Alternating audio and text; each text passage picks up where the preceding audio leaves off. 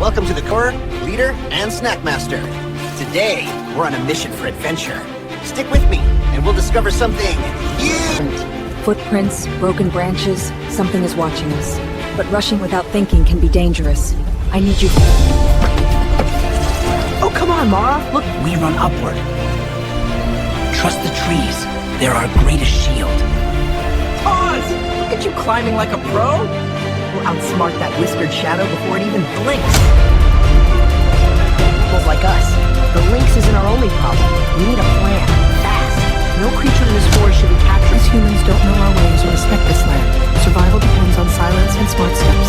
Watch where you place your paw. You don't belong here. This forest is a hunting ground, not your playground. Stay out, trees again.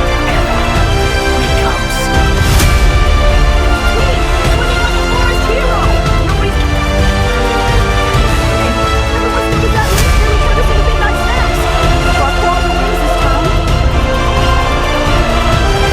If we follow this trail, we might find our camp, but we must move wisely. Creatures are unfettered of ours. Capturing animals. Hurting them. Do something.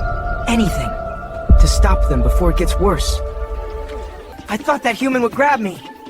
We can't mess up. Move quickly.